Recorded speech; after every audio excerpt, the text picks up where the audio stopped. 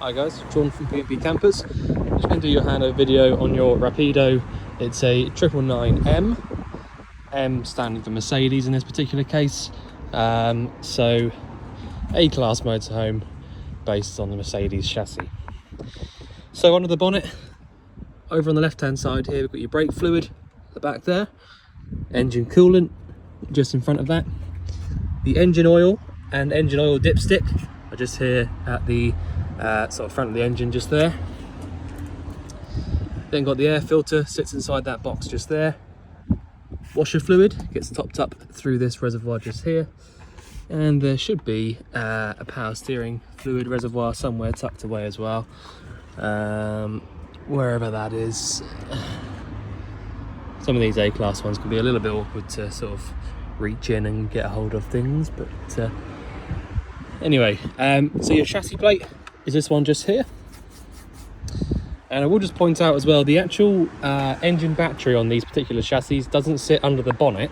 So if you did want to jump start the vehicle, you've got a positive terminal just here behind this little clip. And to earth it, there will be a specific earthing point. But if you can get onto any kind of decent, I mean, these are earths down here, or if there's an engine hoist somewhere just here at the front of the engine, which there should be, then you can go off of that. But basically that's your sort of positive terminal just there for jump starting. So if we carry on to the near side, I'll open up this near side or passenger door. Inside here we've got your bonnet release handle. There are various sort of fuses and bits and pieces around this area as well, but the main thing really is that bonnet handle. Just behind the passenger door we've got your Mercedes diesel filling point, which I just need to pop the little cap open on to get that to open up. So that's where you fill up your diesel, just behind the passenger door.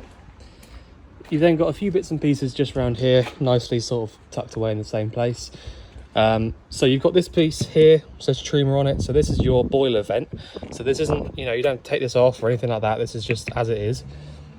Below that, we've got your fresh water filling point. Push in and round to the left to get that to release. If you're wondering as well, next door to this filling point, you've got a little 12-volt socket. The reason that you have these 12-volt sockets is so that you can, if you wanted to, you can drop a submersible pump into a bucket or a roll-away tank or something and basically have it suck the water through and into that filling point. So that's what that's there for, if you should ever need it. Your hookup point, so if you have access to a hookup cable, it's really helpful, and I will explain why when we get inside. But yeah, I'll go into more detail on that in a minute. This locker just here gives you really good access to your boiler. So the boiler itself, as I said, it's a Trima boiler. But yeah, that's it really. It's just good access to it. If you ever need to get to the PCB, it's right there, and that makes everyone's life a lot easier. This locker just down here, it opens up by pulling up, I think. Or one of the two. Pulling up, pushing down on this little yellow tab here. Just can't do it with one hand. But yeah, so this is basically your wet locker on the outside, and that just gives you access to sort of, anything that's going to be sort of dirty, wet, whatever. You've got one of these on both sides, I think.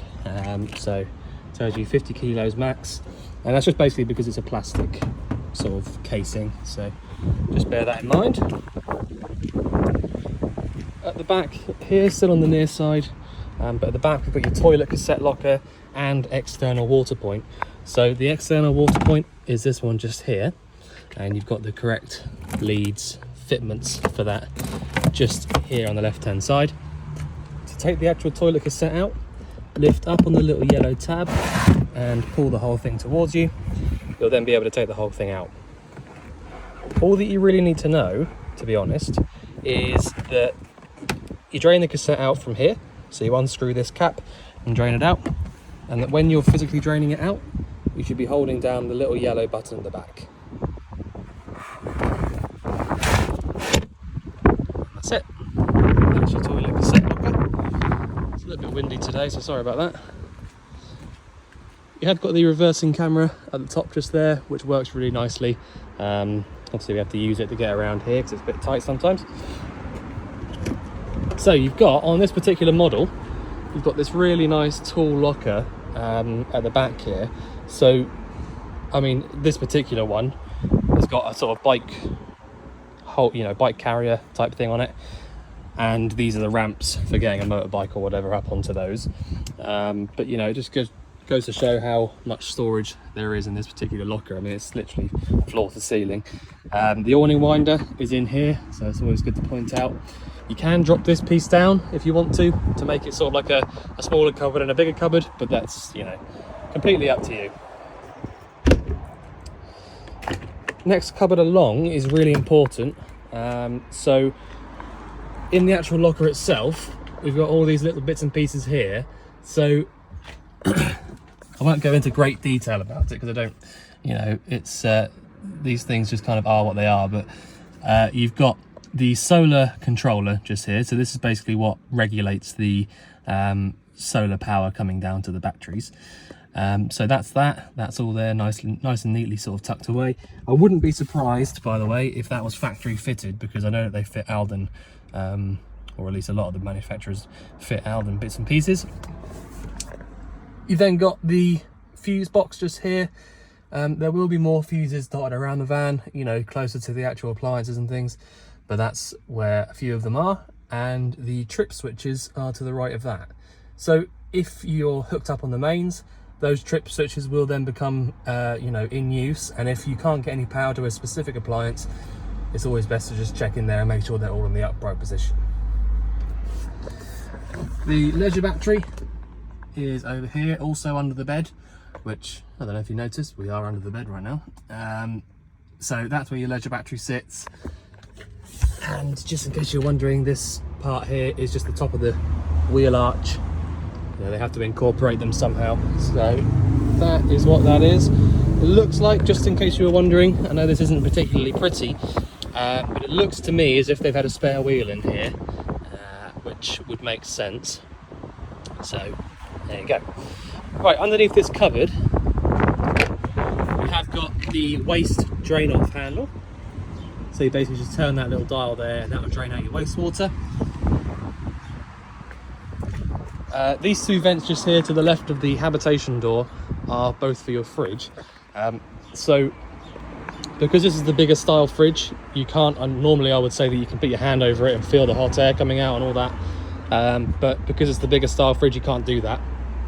So the only way to sort of know that it's definitely working and lit is how I'm going to show you when we get into the inside.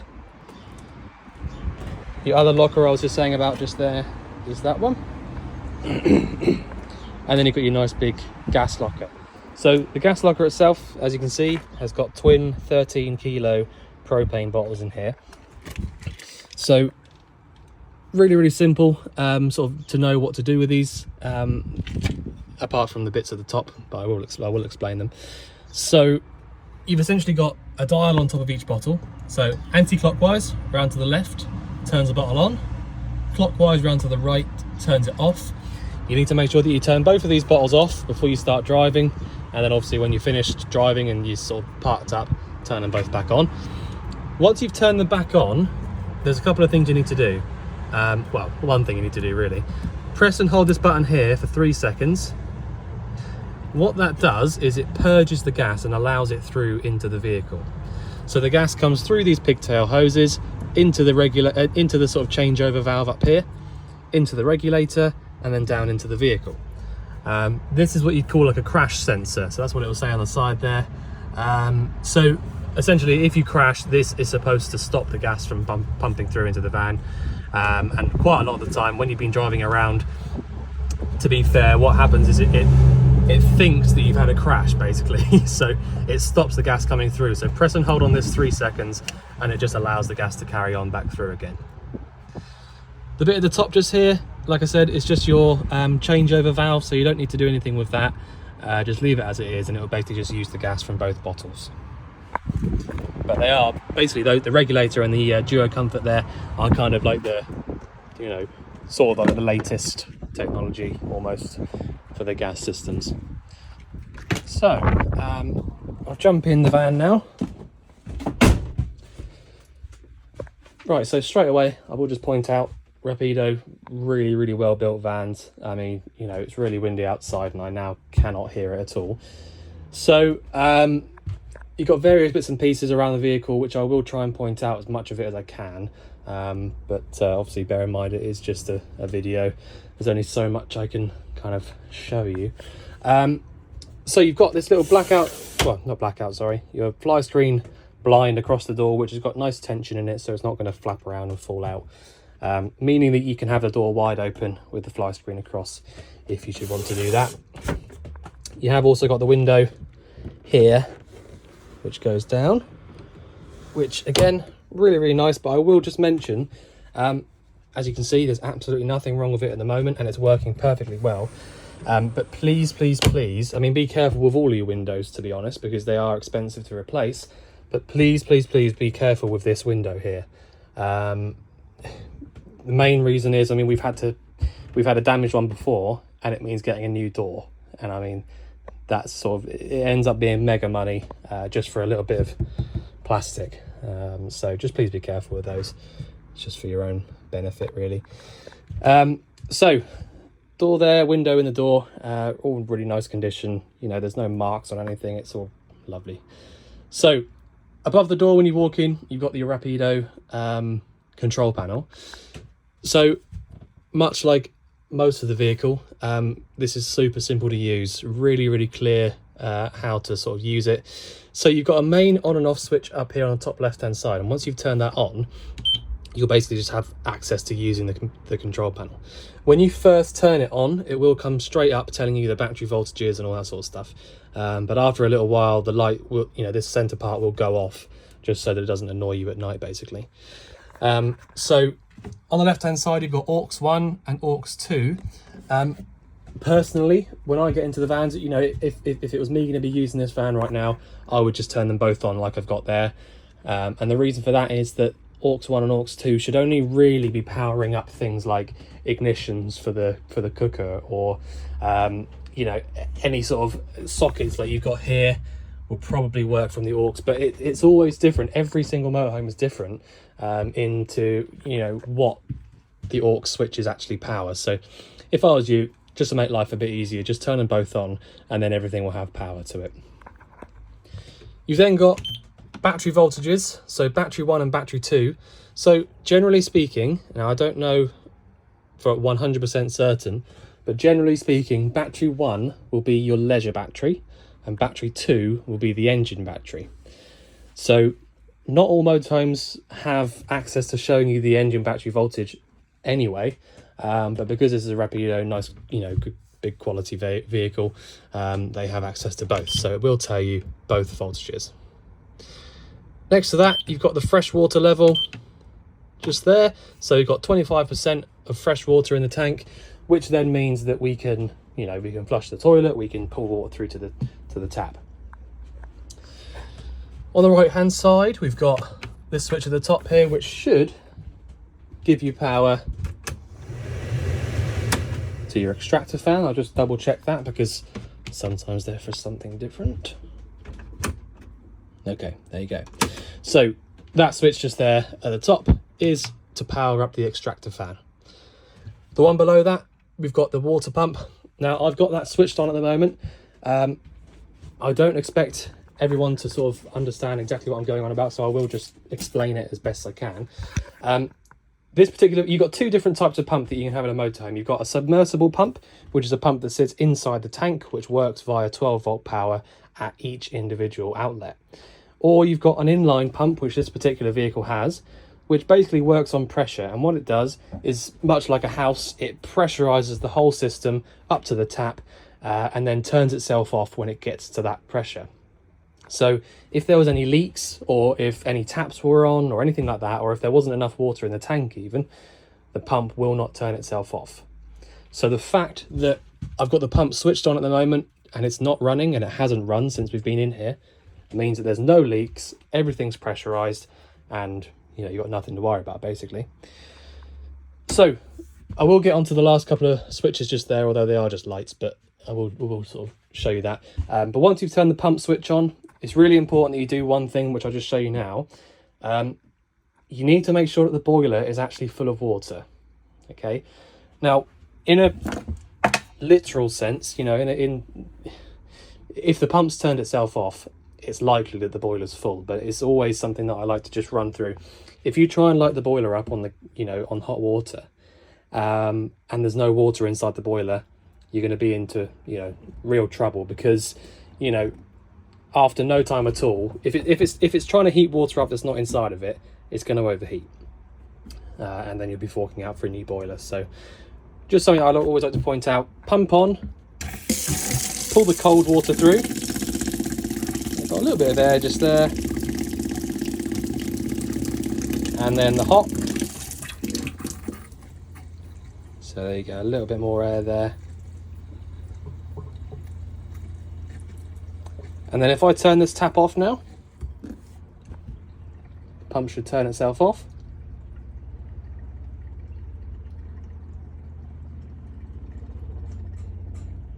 There you go.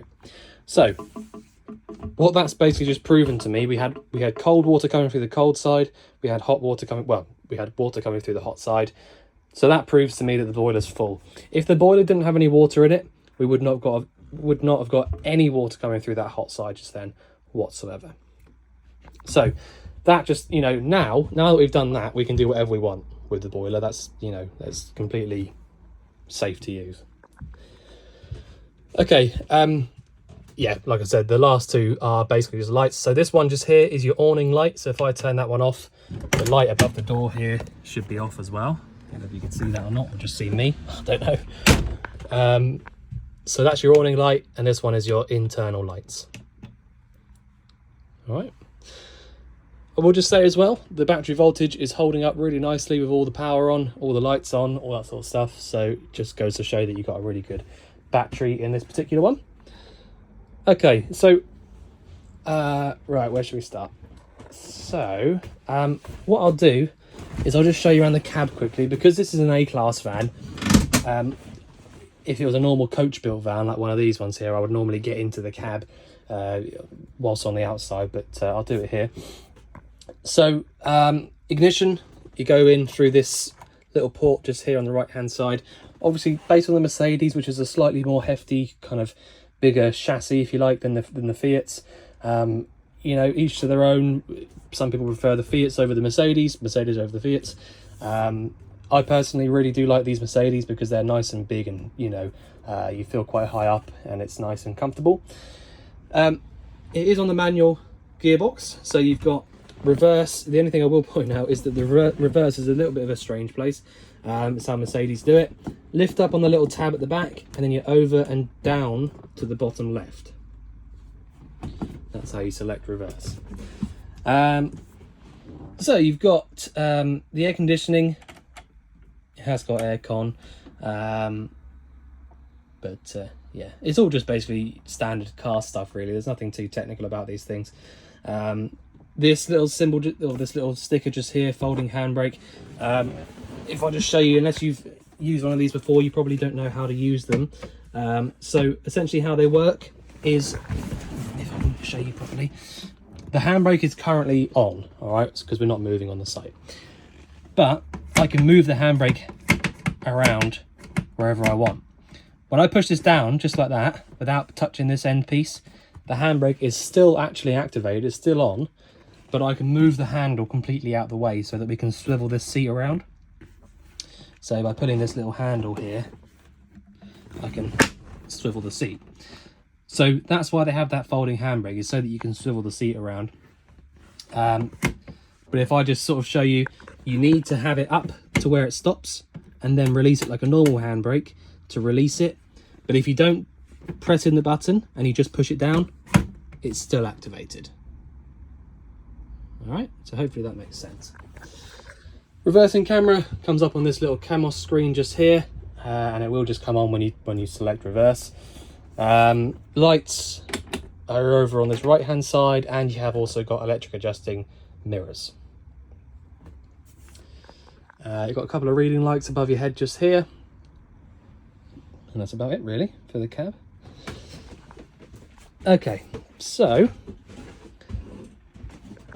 the fridge is probably the first thing I should show you because it's the first appliance we get to.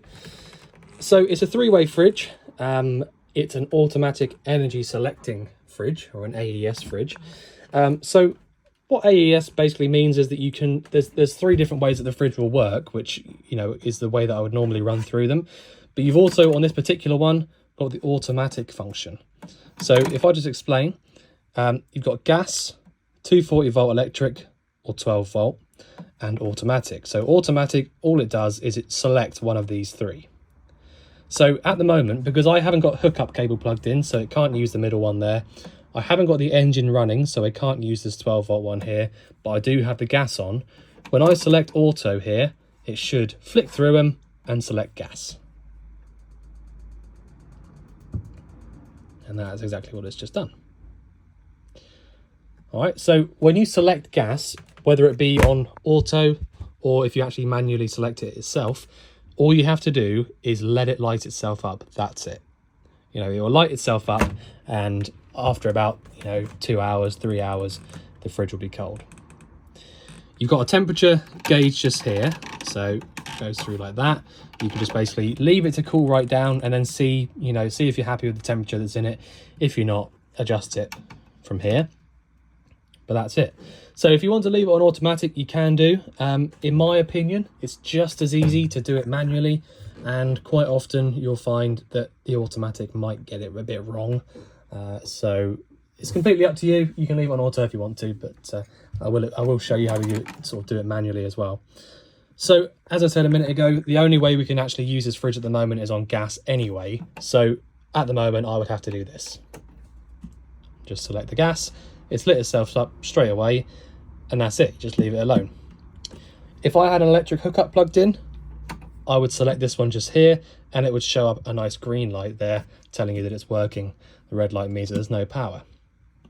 And the last one, same again, you'd have a green light here when it actually starts working.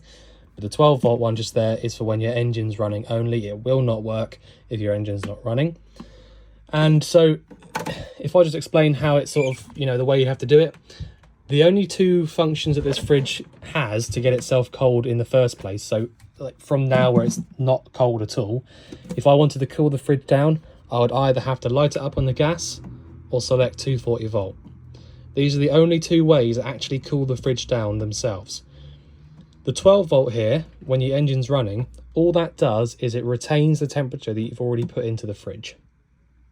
Okay, so you have to pre-cool it before you leave, and then just select 12 volt, start the engine up and drive off. When you get to where you're going, your fridge will already, it'll still be cold because of that, and then you just select one of the other two again. And again, I feel like I'm sort of chewing your ear off a little bit here, but the reason that you can do that, and the reason that it only works when the engine's running, is because what you've got in this particular van is something called a split relay. And what that does is it basically takes a little bit of power from the engine's alternator and sends it back to the leisure battery and the fridge as well as the engine battery. So that all the time your engine's running and you're driving this van, the leisure battery is getting a good charge up, and you've got a signal being sent to the fridge so that you can keep the fridge cold whilst you're driving. Because obviously you can't have the gas on and you can't have a hookup plugged in. So it's the only way to do it anyway. Right, so just make sure there's nothing obvious to run you through. So you always get these really nice big cupboards in these good size A-class vehicles. If I can just, there you go. Okay, so your gas isolators are just here. So you've got the burners, the boiler, the fridge and the oven. So if you wanted to isolate the gas from any of those appliances specifically, you can turn them 90 degrees so they're vertical, not horizontal, and that's it. That isolates them from the gas. You only ever need to do that if you think there's an issue with an appliance. You do not need to do that every time you get out of the van. Turning the bottles off in the cupboard is the best way of isolating the gas, because it isolates it from outside rather than from inside. Okay, so if I just pop that back over here. So now that we've checked that the boiler's actually got water in it, we can do whatever we like with the boiler, as I said. and the boiler controls are these two over here. So if we just focus on the one at the bottom first, so Trumatic CEH. Now, I think Truma is a German company, and I'm assuming that Combi is what C is. But the EH part, I'm not sure exactly what that stands for. But the way that I like to remember it is that you've got the energy selecting dial at the bottom, and telling the boiler actually what to do is the one above it. So the energy selecting one here, at the moment, we're on gas only. So whatever we tell the boiler to do up here, it's going to do it on gas. If I went up 1 or up 2, we'd either be on, I think it's 4 amps of electric or 8 amps of electric, and that's hookup. Okay, so that's hookup only. And if we go down 1 or down 2, we've got gas and electric. So again, this is just telling the boiler what energy to use, but at the moment we haven't got a hookup cable plugged in, so we can only use the gas. Once you've selected which energy you actually want the boiler to use, you can then come up to the top one there that says Trumatic C and tell it actually what to do. So at the moment, it's quite warm outside, it's quite warm in the van, so I don't want any heating, but I might still want hot water. So I would go up 1 for 40 degrees of hot water, or up 2 for 60. And that's hot water only. Back down to the middle, turns the boiler off. If we go down 1, we've got heating only, and down 2 is heating and hot water. Okay, so at the moment we're on heating and hot water, and it's going to work on the gas. So I'll leave that on for a minute just so we can, make sure it lights up and works properly. You've then got the 3-burner hob. You have got an ignition on here, which is always nice. A lot of these SMEV hobs just don't have the ignition whatsoever. It's not the end of the world. You just get yourself one of the long reach lighters, but it's always nice to have it as an option. You've got the grill / oven down here. So these ones light up really easy. The ignition is just by pressing in the button there. So press in and round to the right to light the grill up. There you go. Sometimes you do have to give them a little blow like that to make sure they light up on the other side as well.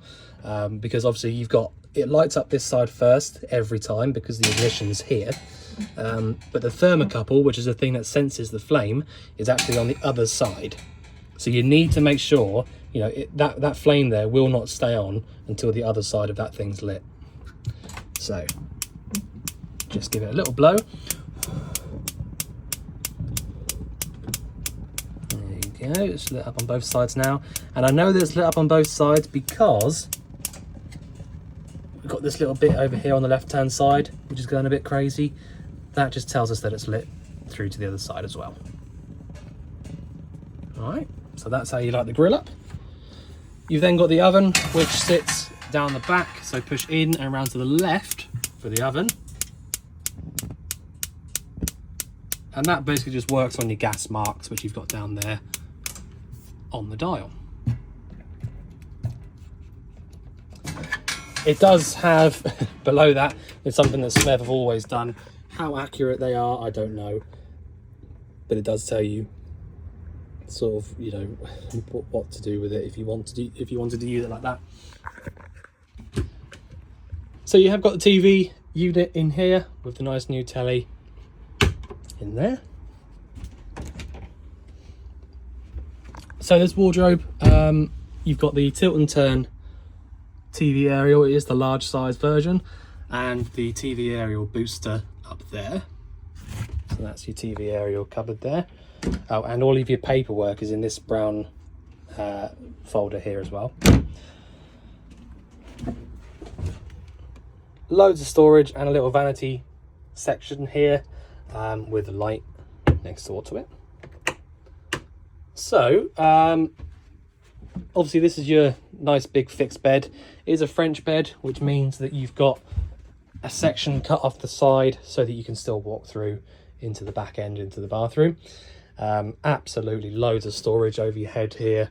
lights all over the place as well, and nice big windows to let a lot of natural light through. If I just show you how these windows work, because again, it's just one of those things that unfortunately lots of parts for motorhomes are quite expensive. If you look after them and you're careful with them, you shouldn't ever really need to replace them. But I always just like to run through a few things just so that you've got a good idea of what to sort of look for.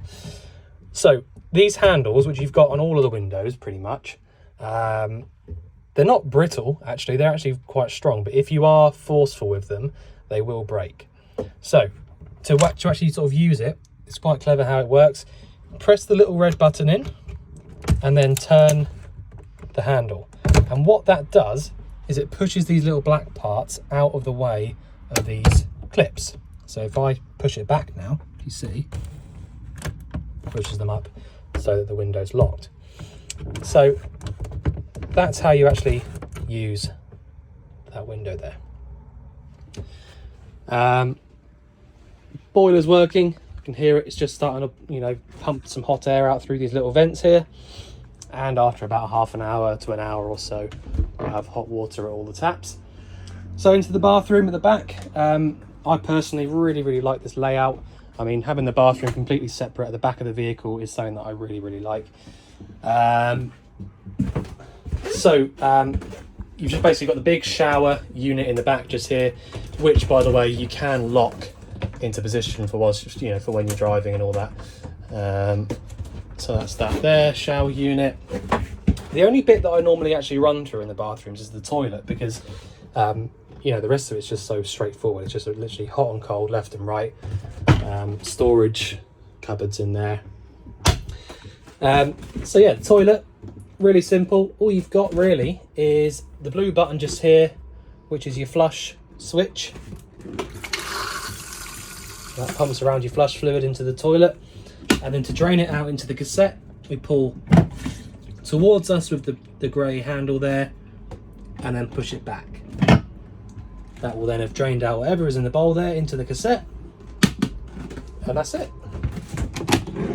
That is honestly all there is to it. So that's your bathroom.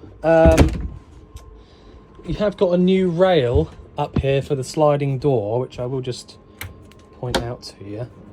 So the door itself comes across really nicely now, and then you can fold it around to however you want it. This door comes over as well and meets up. So pull that across like that. So then you basically separate the whole back end to the front. Because obviously you've got the bed over the cab here, you can, quite likely you're going to have some people sleeping up here and some people sleeping in the back. So you can separate the front to the back, basically. So pull this door back, push this one back in, put the little clips back over so they don't annoy you when you're driving. Slide this one back away and clip. Push it all the way back in, that would help. And there you go.